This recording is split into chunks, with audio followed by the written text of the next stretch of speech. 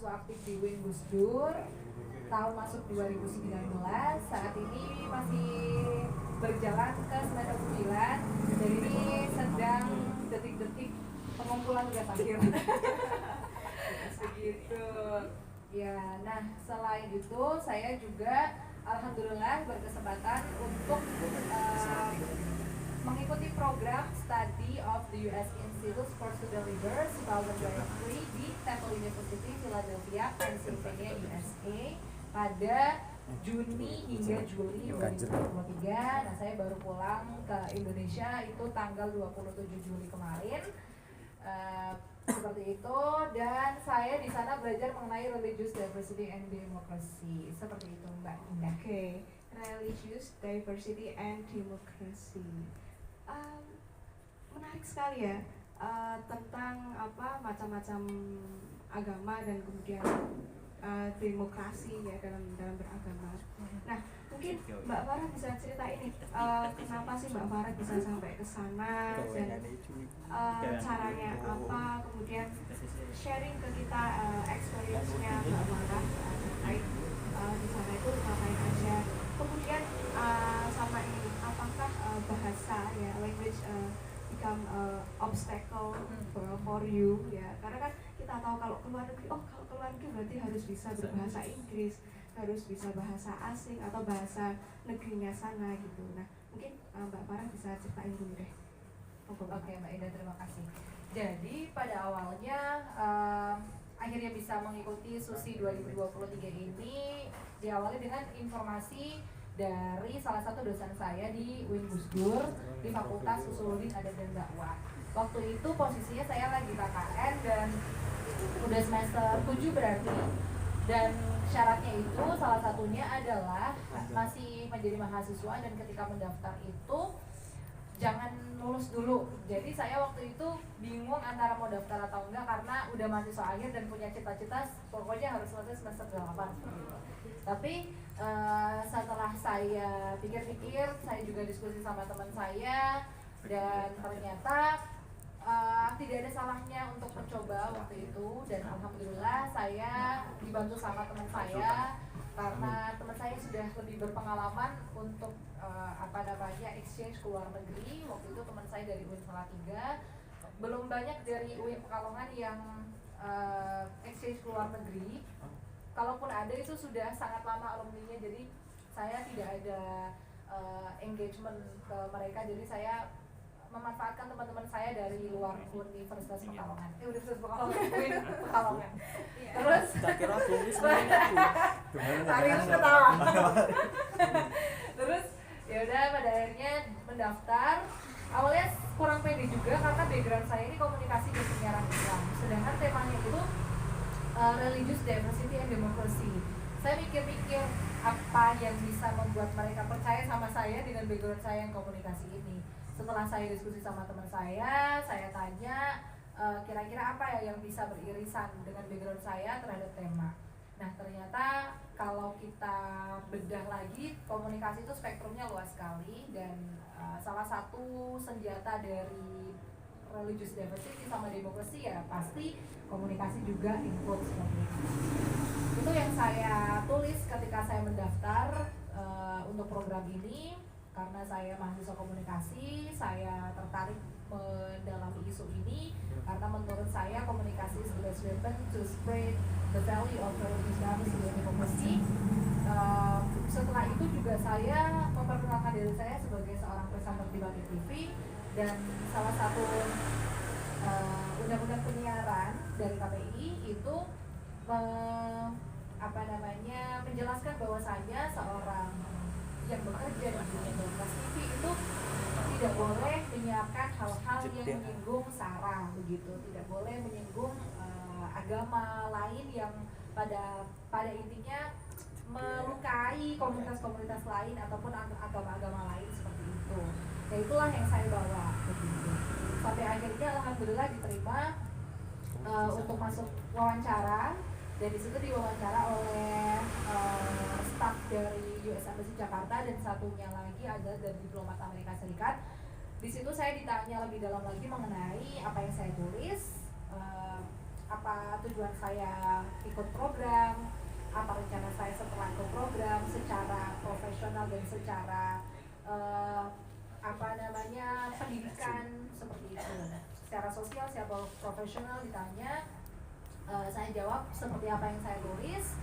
Kemudian 2 bulan setelahnya alhamdulillah saya dinyatakan lolos, dan akhirnya saya bisa berangkat ke Temple University.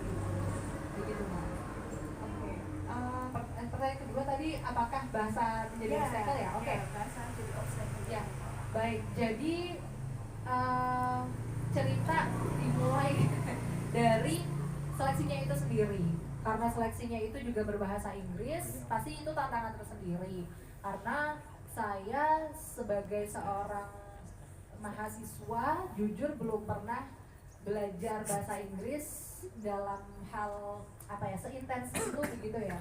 Kalau misalkan teman-teman saya itu mungkin ambil kursus, betul-betul ambil kursus mungkin tahunan sampai akhirnya mendapatkan nilai TOEFL, itu saya jujur belum punya pegangan itu. Saya TOEFL itu cuma di UI Pekalongan aja. Tapi karena alhamdulillah programnya itu tidak mensyaratkan TOEFL. As long as saya bisa conversation dan bisa memahamkan apa yang saya ingin jelaskan ke US Embassy Jakarta dan juga ke program, alhamdulillah itu sudah cukup untuk membuktikan kalau saya bisa nanti menjalani hari-hari saya dengan lancar karena komunikasinya menggunakan bahasa Inggris di sana. Tapi ternyata ada banyak tantangan yang di luar ekspektasi saya ketika saya betul-betul berada di dunia lain 1 bulan kemarin. Awalnya sih saya mikirnya, udahlah pasti insya Allah bisa gitu. Tapi ternyata aksen berbeda, kemudian juga kosakata mereka lebih banyak karena mereka native, sedangkan bahasa Inggris di kita tahu sendiri itu adalah bahasa ketiga kita. Bahasa pertama kita bahasa daerah, kedua bahasa Indonesia, ketiga baru bahasa Inggris, itu pun kalau malu ya. Jadi saya merasakan sekali perbedaannya, ya banyak lola-lolanya ketika komunikasi sama teman-teman saya. Merasa insecure di awal-awal, sampai saya merasa ya Allah aku kesel ngomong bahasa Inggris, aku pengen di kamar baik, aku pengen lunga karo koncoku sing bahasa Indonesia yang dari orang Indonesia. Karena pernah orang secapek itu, bayangin teman-teman bangun tidur karena teman saya itu dari Irak, dia pakai bahasa Inggris, bangun tidur udah ditanyain bahasa Inggris. Saya sempat keceplosan ngomong bahasa Indonesia, ditanyain what's the schedule of today. Kayaknya hari ini kita I'm sorry. Jadi banyak hal yang seperti itu lucu, terus lola di kelas karena ada dosen yang ngomongnya cepet, ada dosen yang ngomongnya lambat tapi kosakatanya susah gitu. Ya, tapi di situ pada akhirnya ya saya tetap belajar dan saya nggak malu kalau di tengah-tengah belajar saya buka Google Translate gitu, karena ya itu tadi. Dan saya selalu ditanya sama teman-teman saya, di Indonesia menguasai berapa bahasa gitu. Ya udah saya bilang aja, oh 3, tapi 2-nya itu bahasa daerah, bahasa Indonesia, terus baru bahasa Inggris gitu. Jadi saya bilang, sorry ya kalau misalkan kalian nggak paham apa yang aku omongin, karena emang bahasa Indonesia di saya itu bahasa ketiga gitu. Di Indonesia bahasa ketiga. Tapi ternyata walaupun saya bilang seperti itu, terus habis itu saya merasa saya struggle ngomong bahasa Inggris, memahami mereka juga struggle. Mereka tidak merasa kalau saya itu struggle. Jadi mereka tetap menganggap kalau no, you are good, your English is good, you are fluent in English. Jadi saya di situ tuh malah jadi merasa pede dibandingkan saya ngomong bahasa Inggris sama teman saya yang dari Indonesia, kayak gitu. Karena saya pernah punya pengalaman, saya kayak salah sedikit bikin status, terus di komen kayak ya sebenarnya bagus ya mbak yang komen, kasih tahu oke, saya terima komentarnya, tapi dia tuh ngomong kalau ya nggak apa-apa lah kak, ya nggak apa-apa, bener kamu belajar di luar negeri untuk belajar bahasa Inggris sama native biar nanti kamu bisa ngalahin aku. Kayak what do you mean? Apa sih gitu loh. Malah orang-orang yang dari Indonesia yang kayak gitu. Menarik banget. Nggak semuanya ya, cuma teman saya itu aja sih yang nyebelin. Ya udah, at the end saya cut off kan, terus saya lebih percaya sama orang-orang native untuk belajar bahasa Inggris kayak gitu Mbak Indah. Oh iya. Okay. So the way you overcome your English, you being confidence with your English, gitu ya. Nah, menarik sih tentang yang tadi ngomong kalau orang Indonesia tuh malah kita tuh sering bakal diketawain sama orang Indonesia kalau kita ngomong bahasa Inggris sama orang Indonesia. Ya banyak sebagai mahasiswa yang juga jurusan bahasa Inggris, sesama orang jurusan bahasa Inggris pun digituin gitu. Karena itu yang bikin orang Indonesia kita itu nggak maju secara bahasa karena diketawain. Ya ada yang diketawain atau enggak dibilang ke Inggris gitu. Iya, kayak sok Inggris lu atau misal banyak grammar cups ya, jadi banyak orang-orang yang dengerin grammar kita tanpa memperhatikan konten yang kita bicarakan. Ya. Jadi mereka tuh lebih fokusnya ke grammar bukan ke konten apa yang kita bicarakan. Gitu. Nah, jadi gitu itu tentang berarti sebenarnya bahasa bukan jadi hal yang obstacle banget. Ya. Yes. Awalnya karena stereotipnya dulu kali ya, takut gimana, tapi ternyata mereka mau memahami pelan-pelan, dan kalau saya nggak tahu kosakatanya, mereka membantu mencari kosakata. Maksud kamu ini kan? Jadi enak malah ya. Nah, terus nih kaitannya kalau di Susi Temple, di Temple University itu berapa bulan? Oke, jadi programnya itu terbagi menjadi dua aktivitas. Jadi yang pertama lecture, termasuk juga side visit, dan satunya lagi study tour begitu. Nah, ketika lecture dan side visit itu fokus di Philadelphia, yaitu Temple University, universitas di mana tempat kita belajar waktu itu selama 1 bulan gitu.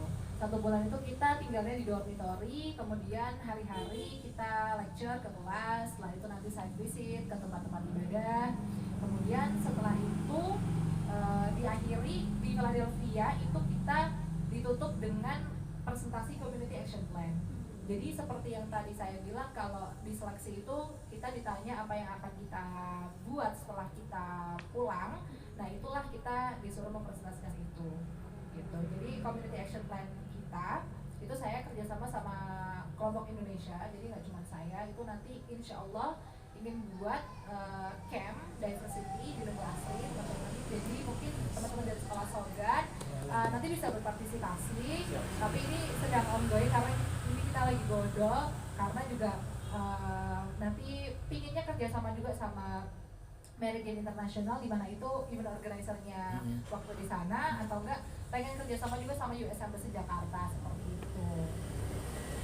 Nah, menarik sekali. Terus apa aja sih yang kamu dapat, yang kamu pelajari? Tadi kan tentang diversity, kemudian pasti kan mengkerucut ke toleransi, apalagi dengan kamu yang berhijab di negeri yang mostly banyaknya Christian dan gitu kan. Nah itu mungkin bisa kamu cerita itu gimana pengalaman kamu sebagai seorang muslim yang berada di lingkungan seperti itu, dan apa aja sih pelajaran yang bisa diambil? Baik, jadi yang pertama apa yang saya dapat gitu ya, pelajaran apa aja yang saya dapat berkaitan dengan tema itu alhamdulillah banyak sekali. Di awal kita dikasih informasi mengenai sejarah Amerika Serikat, kemudian juga diberitahu mengenai proses demokrasi terjadi di Amerika Serikat seperti apa, prinsip-prinsip kebebasan yang dianut sama sana itu seperti apa, kemudian agama yang mereka anut di sana itu seperti apa.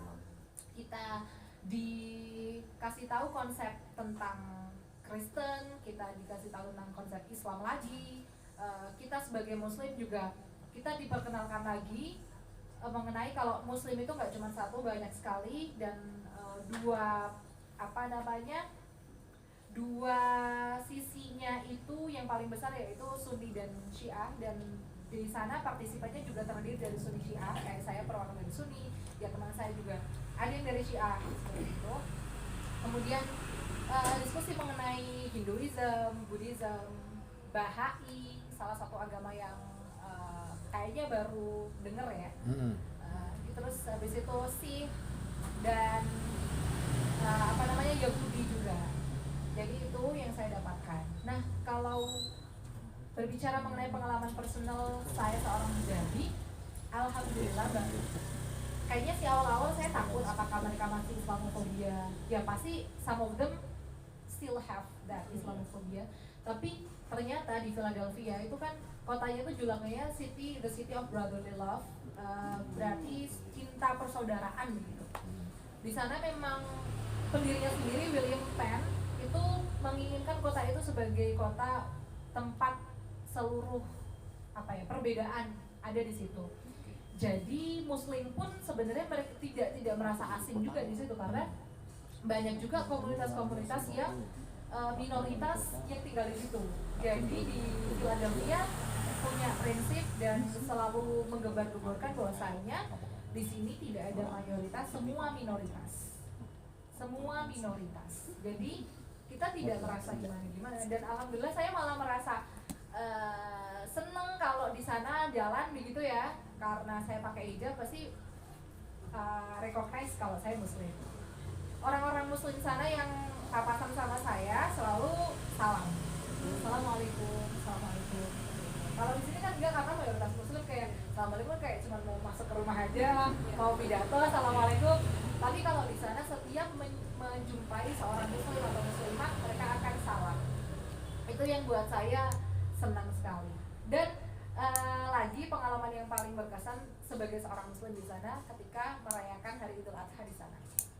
Jadi ketika Idul Adha itu sebetulnya tidak dijadwalkan di schedule kita, itu tidak ada jadwal untuk merayakan Idul Adha karena memang Idul Adha hari besar keagamaan di sana bukan tanggal merah seperti di kita. Dan dari kita yang muslim itu mengusulkan, mohon maaf tanggal sekian kita harus merayakan Idul Adha. Terus akhirnya di reschedule, kita dikasih kesempatan dari pagi sampai jam 11 untuk merayakan Idul Adha, yang mau sholat Id silakan. Nah, alhamdulillah juga di sekitar dormitory, di sekitar kampus itu masjid itu tuh jaraknya cuma 20 menit, cuma. Dari sana karena serba jalan, jadi kita jalan dari dorm ke masjid itu jalan. Di sana kita merayakan Idul Adha di Al-Aqsa Muslim Society. Jadi itu komunitas muslim yang sudah punya masjid di situ. Di situ banyak kegiatan-kegiatan umat muslim yang dilaksanakan bersama-sama, terutama juga sholat Id. Saya experience sholat Id di sana. Banyak muslimah yang di sana, tapi pastinya tidak sebanyak di Indonesia. Dan itu saya nangis berat sekali, nangis sejadi-jadinya gitu.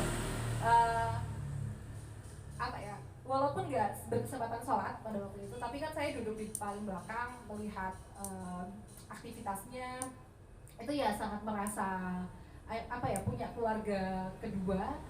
Paling tidak itu bisa menyembuhkan rasa kangen saya. Apalagi kalau lihat sate gitu ya, ada nyate, ya Allah sedih banget di sana nggak ada nyate mas. Jadi nyembelih itu karena mereka terpusat nggak bisa dilaksanakan sendiri, prohibited. Terus tapi ada aktivitas berbaginya, jadi setelah sholat itu kita bisa ambil jajan gratis, terus juga ambil donat gratis, terus nanti main basket sama teman-teman muslim di sana. Terus besoknya itu ada semacam kayak kalau di sini pasar tiban ya. Jadi itu di sana juga ada pasar tiban. Gitu di sekitar masjid yang muslim-muslim itu ada yang jualan baju muslim, ada yang jualan makanan, jualan jus, ada yang jualan mainan yang balon-balon yang gede gitu juga ada seperti itu. Nah, gitu. Jadi alhamdulillah di sana tidak merasa asing atau ketika jalan ada yang natap kayak merasa aneh atau gimana. Alhamdulillah sama sekali tidak. Berarti tetap merasa secure ya, meskipun minoritas. Karena di sana semuanya minoritas. Ya. Nah, oke, kita masuk ke tadi.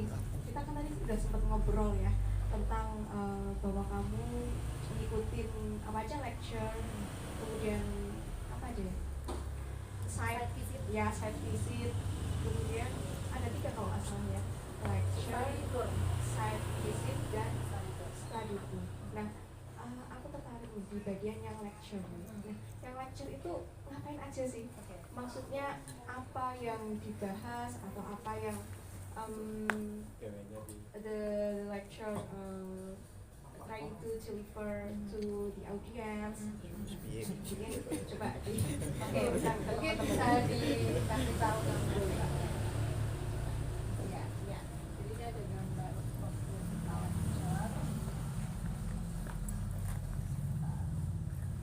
lecture. Narsisan. Oke, jadi ini sedikit gambaran ketika lecture. Yang di depan itu adalah dosen kami namanya Angel Laudisio. Beliau adalah doktor. Nah, itu paling depan itu saya, pokoknya di barisan depan.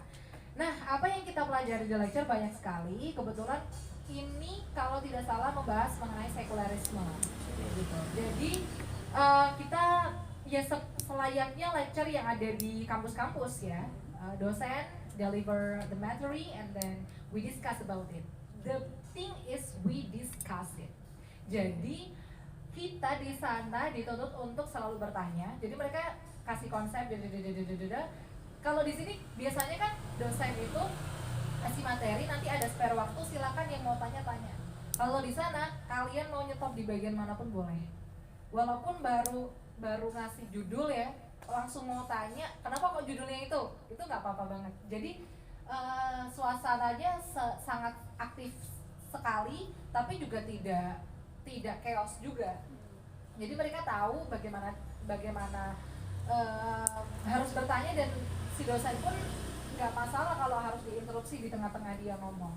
Itu sangat nggak apa-apa. Paling kalau misalkan mereka lagi ngomong terus ada yang interupsi, paling menyelesaikan kalimatnya, setelah itu baru mengizinkan dia untuk bertanya, walaupun itu masih bukan dari pertanyaan. Itu sama sekali tidak apa-apa.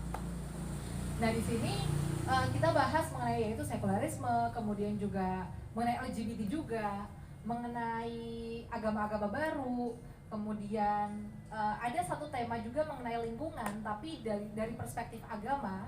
Jadi didatangkan salah satu pemateri yang fokus ke situ. Terus kita tuh dikasih selebaran fotokopian, isinya halaman satu itu Al-Quran, satunya lagi Bible gitu.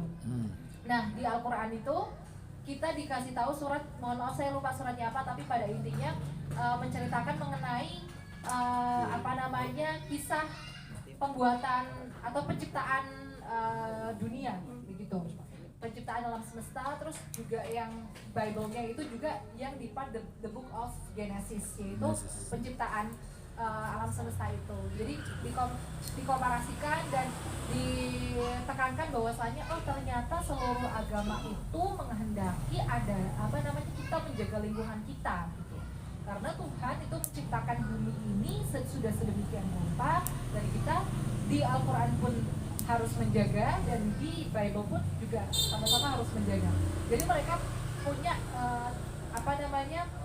perspektif yang kalau buat orang lain, ternyata hal ini bisa ya dipandang sebagai perspektif melalui agama. Dan beliau juga menjelaskan bahwasanya memang mostly orang di dunia ini kalau ngomongin soal environment pasti selalu mengaitkannya dengan science saja. Padahal sebetulnya religion beyond science. Jadi itu yang mencoba diutarakan. Kemudian juga saya sharing kalau ya di Indonesia juga sama seperti itu. Tapi di Indonesia kalau misalkan berkaca sama orang-orang Jawa itu masih punya kepercayaan bahwasanya pohon-pohon itu punya jiwa. Jadi kalau misalkan kita ada pohon gede itu kita tebang karena kita takut kalau itu akan mengganggu jiwa-jiwa mereka. Jadi saya sharing kearifan lokal kita, dan beliau sangat tertarik sekali pada waktu itu. Oh iya, terus itu ada kaitannya nggak sama Muslim dan lain sebagainya. Terus saya jelaskan kalau di agama Islam pasti tidak mempercayai hal itu, tapi kita sebagai orang Muslim pun tidak melarang hal itu gitu. Kalau misalkan mereka punya kepercayaan seperti itu, dan selaginya itu akhirnya berdampak positif pada kelestarian lingkungan, karena balik lagi itu jadi konservasi berbasis klinik, ya nggak apa-apa gitu. saya sharing kayak gitu, dan sana juga tertarik sekali karena ya masalah environment yang tidak tidak dilihat secara religius juga bisa menjadi masalah yang serius gitu, apalagi di negara-negara yang percaya banget sama agama tapi ternyata mereka juga lupa kalau jarang menyisipkan tema-tema lingkungan ke dalam bahasan-bahasan agama yang sebenarnya itu bisa jadi senjata yang sangat kuat sekali untuk menjaga lingkungan. Kayak gitu salah satu keseruannya. Kemudian di sana sangat terbuka sekali, menghadirkan pemateri juga benar-benar yang expert di bidangnya. Dan ya salah satu contohnya ketika kita bahas tentang LGBT juga dihadirkan LGBTQA+, satunya gay, satunya lesbian. Mereka sharing informasi, pengalaman dia, kenapa pada akhirnya mereka memilih jalur seperti itu. Mereka sharing di Amerika LGBTQA+ itu hak-haknya seperti apa dan stereotip orang itu seperti apa, kayak gitu. Jadi seseru itu, sekompleks itu, dan mumet juga sih waktu itu. Tapi ya alhamdulillah seru banget. Oke. Mungkin biar tidak satu arah antar between us ya. Nah ini ada mungkin mau ada pertanyaan atau menambahi komentar terkait dengan apa nih yang Farah sampaikan dari teman-teman sekalian ini. Tadi kan Farah ngobrolin tentang lecture yang di sana bahwa mereka itu freedom sekali, bebas sekali, kemudian mereka itu bahkan boleh ketika baru ngomong A itu kalau mau interupsi gitu ya. Nah mungkin dari teman-teman di sini boleh misal mau tanya terkait itu atau tanya di luar itu juga nggak apa-apa, atau ingin menambahkan pengalaman yang mungkin hampir sama dengan Farah, silahkan. Apakah ada?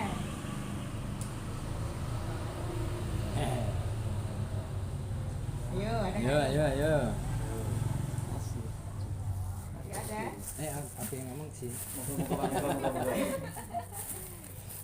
Amit ya. Iya. Oke, selamat sore semuanya. Menarik sih tadi yang disampaikan oleh Farah, keren ya. Saya punya mimpi pengen ke Sorbonne aja nggak sempat. Mantap. Kalau saya cita-citanya ke Perancis, tapi nggak Amin. jadi. Ya moga-moga aja ada kesempatan.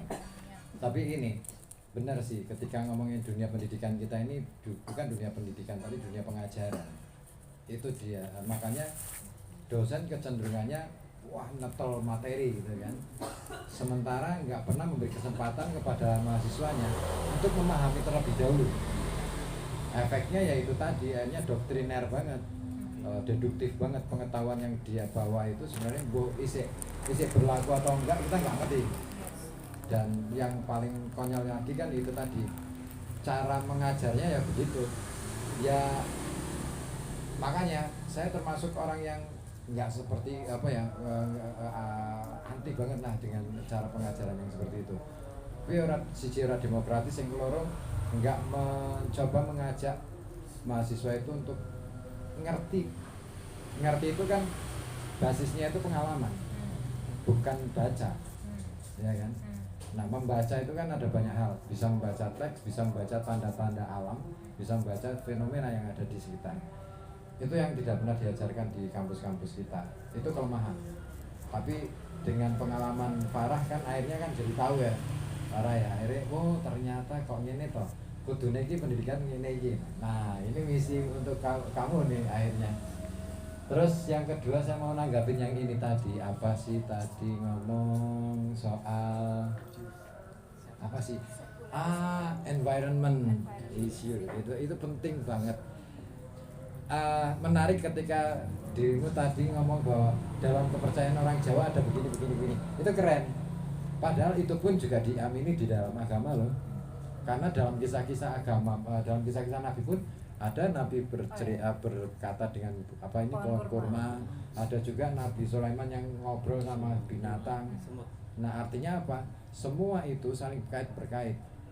Wah itu sebenarnya jadi, nah itu tadi, kisah Sulaiman tidak pernah diajarkan dalam konteks membangun lingkungan itu tadi. Hanya sebatas ngomongin mukjizatnya Nabi Sulaiman adalah ya kan?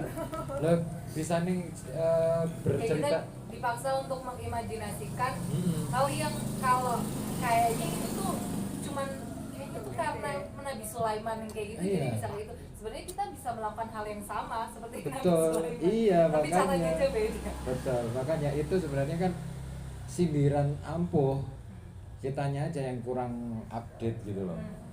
Itu sih tanggapan aja sih, kayak bertanya itu keren. Yes. Selamat pokoknya Farah ya, aku seneng banget loh ketika kamu wah diumumin, wah saya harus ikut berbahagia waktu itu, terus akhirnya tak sebar. Terima kasih Pak Ribut, alhamdulillah. Ya, Oke. apa namanya, betul sekali apa yang dikatakan Pak Ribut. Di sana itu selain saya mendapatkan apa yang diajar, apa yang dibahas berkaitan dengan tema Mbak, tapi saya juga akhirnya melihat bagaimana cara mereka menyampaikan. Itu yang paling betul, yang paling penting. Terus juga apa ya? Tapi ya ada beberapa hal juga yang mungkin tidak bisa diaplikasikan di sini. Jadi di sana saking terbukanya ketika pendidikan, ketika belajar itu satu, kalau izin ke kamar mandi itu tidak perlu izin. Ya, jadi itu saya kurang paham kalau itu bisa diaplikasikan di sini atau tidak, tapi menurut saya itu kayaknya enggak sih, kurang banget. Jadi di sana tuh nyolong aja gitu, kalau misalkan mau ke kamar mandi udah nyolong aja, no matter what yang di depan itu lagi ngomongin apa itu nyolong. Terus salah satu apa namanya pendamping kita, dia juga mahasiswa dari situ, itu kan juga sering ikut belajar bareng. Itu kadang dia juga duduknya tuh nggak di kursi tapi di meja, dan that's totally fine there. Itu yang bikin saya oke.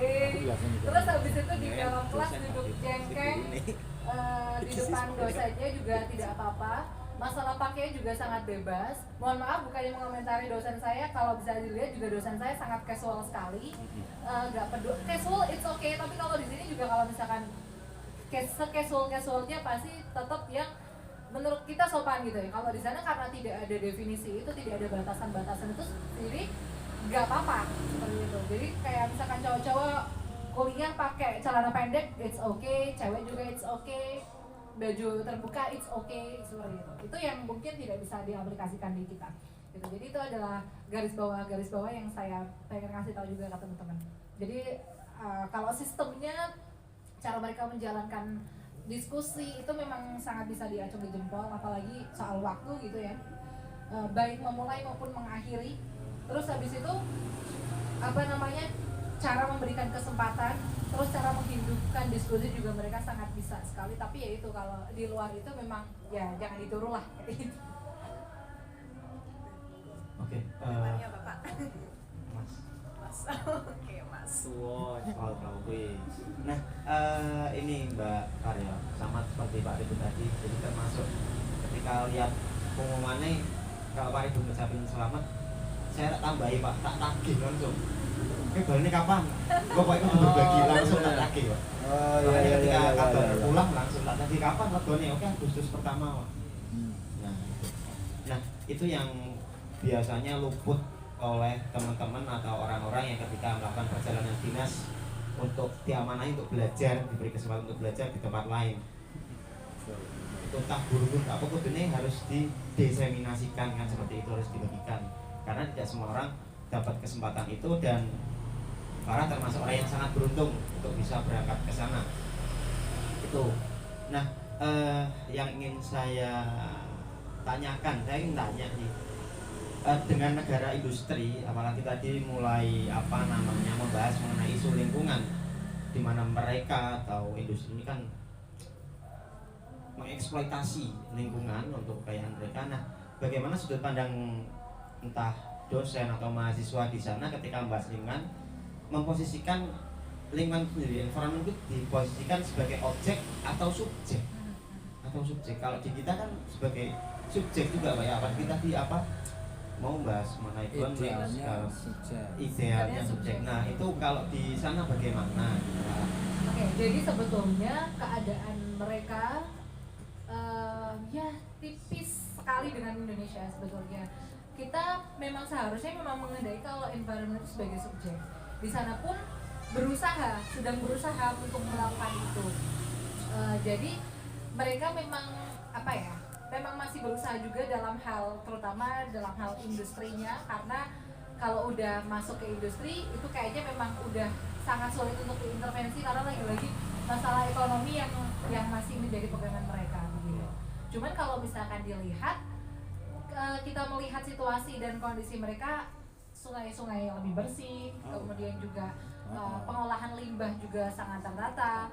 As simple as nggak boleh menyembelih hewan sembarangan itu juga salah satu hal yang mereka concern karena mungkin itu ditakutkan untuk mencemari lingkungan, darahnya mengganggu apa namanya yang di sekitarnya begitu. Terus di sana juga public transportation sudah sangat maju. Di sana banyak orang jalan kaki yang pakai mobil pribadi itu cuma mobil-mobil mewah aja. It means berarti orang-orang yang berduit aja yang bisa pakai mobil pribadi dan itu bisa dihitung jumlahnya. Jadi sebetulnya mereka masih berusaha.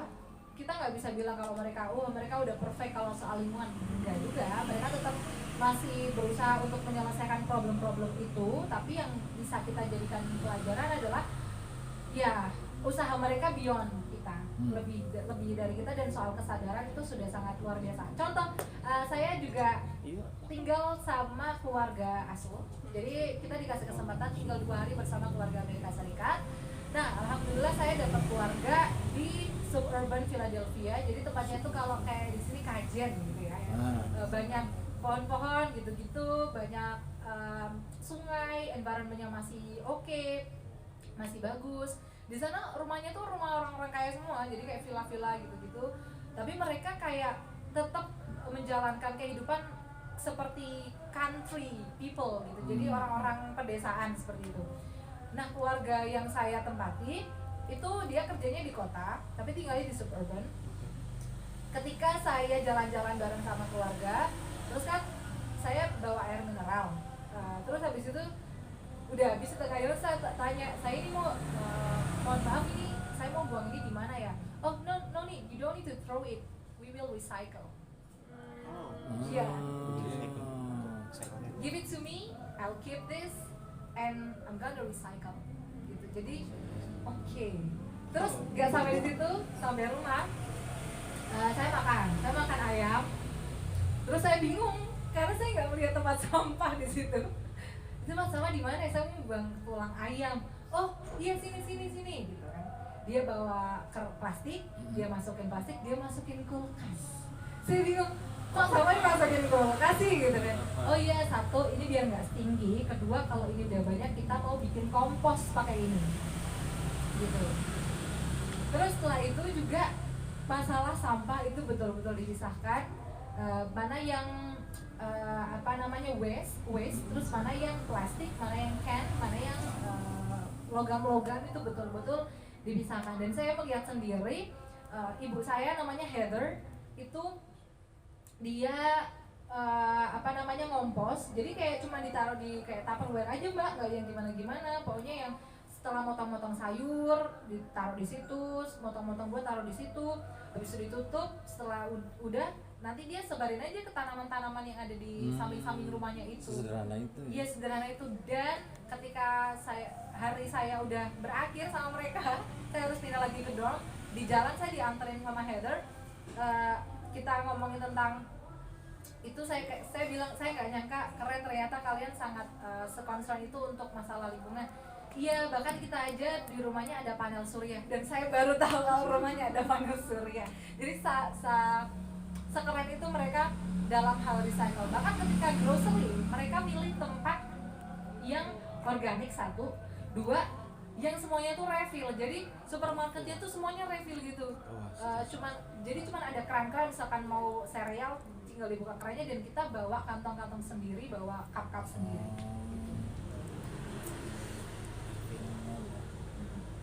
Plastiknya sama.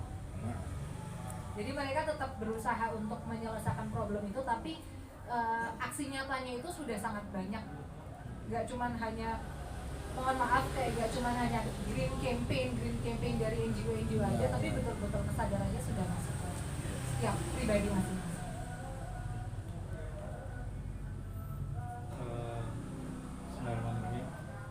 Sebelumnya pengen tanya tadi jurusannya apa? Oke. Jurusan saya komunikasi dan penyiaran Islam. Yang dituju Oh, maksudnya. yang dituju Ya. Religious Diversity and Democracy. Oke. Ini menarik sekali. Saya jadi ingat pengalaman kebetulan kuliah dulu adalah juga bahasanya bukan bahasa ibu ya. Kemarin di S1 itu bahasa saya bahasa Arab.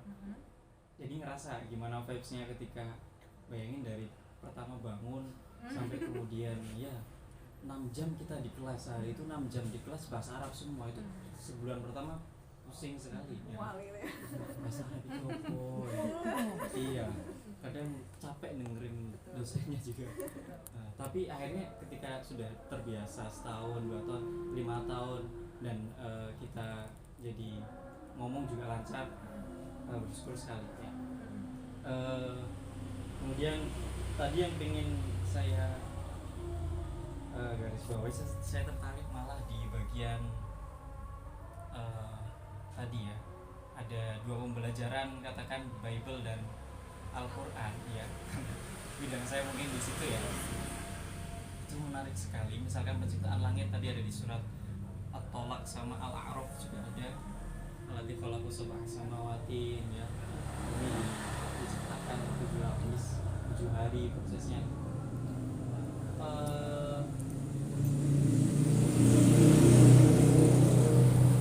Yang ingin saya tanyakan bagaimana, apakah pengetahuan atau teman-teman juga di situ yang di non agama lain ikut tentunya menanggapi hal itu, atau tadi perbedaannya jelas ya, sangat bagaimana mereka menanggapi dengan Bible-nya. Otomatis kalau kita mempelajari sebuah kitab suci harus tahu banget dong. Sedangkan tadi juga ada yang digambar itu pembahasan apa tadi? Sekularisme. Sekuler ya. Sebenarnya ini what is leader sih. Tapi pada intinya sama dosen ini juga kita bahas sekularisme. Itu menarik sekali. Tadi pembahasan ketika tentang kitab suci. Yang kedua yang ingin kami tanyakan adalah jalur apa Mbak Farah? Mungkin tadi spill sedikit sudah ya di awal ya, perkenalan jalur untuk beasiswa itu.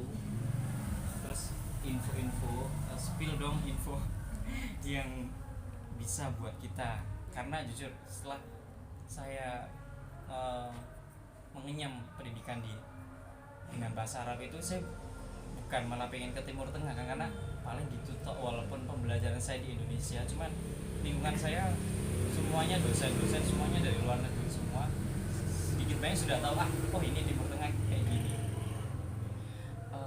Saya pengen explore ke luar yang di barat, tipsnya bagaimana biar dapat beasiswa itu, terus ya info-info karena nanti kalau ada kedepannya bisa di-share ke kita ya. Karena pengalaman kemarin kita sudah, mungkin teman-teman sudah teman dekat yang sudah tahu, saya daftar 3 kali, katakan LPDP 3 kali dan belum ini juga. Apa sih yang kurang sih? Maksudnya saya kira portofolio juga udah lengkap. Ini mungkin ada tips yang bisa iya, gitu aja sih. Terima kasih. Baik, pertanyaan yang pertama mengenai tanggapan teman-teman saya ketika kita belajar suatu isu yang menggunakan perspektif agama, dan itu menggunakan 2 agama yaitu Kristen dan Islam. Waktu itu bahkan yang memberikan materi pun bukan Muslim. Yang memberikan materi bukan Muslim, beliau seorang profesor di salah satu universitas di Pennsylvania. Dia backgroundnya environment, tapi dia mengkaji environment dari segala macam sudut pandang, dari tradisi dan juga dari agama. Kemudian juga teman-teman saya kebanyakan dari Timur Tengah, Mas. Jadi kayak dari dari Irak, Lebanon, Mesir, terus India. Jadi yang Asia banget itu kita, India sama Indonesia gitu. Nah, mereka ini yang karena mungkin mereka paling dekat mungkin ya dengan, atau lebih menguasai mengenai pelajaran agama Islam waktu itu di sana, ya mereka juga memberikan masukan juga kepada dosen. Kalau misalkan ada kata-kata yang mungkin yang beliau gunakan itu kayak kurang tepat gitu ya, ya mereka koreksi gitu. Biasanya di sana mendengarkan saja, karena juga saya di sana benar-benar belajar banget.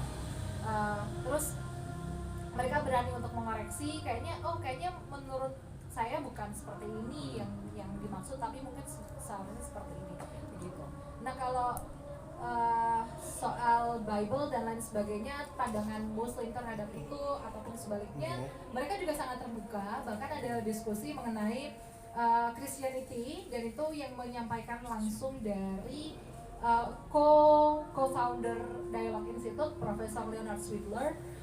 Ada diskusi di mana mempertanyakan lagi status Yesus Kristus itu seperti apa, karena di Bible diceritakan bahwasanya Yesus itu 100% manusia, 100% Tuhan juga. Dan ada salah satu teman saya dari Irak, dari Kurdistan, itu nanya, maksudnya gimana 100% manusia, 100% Kristen gitu.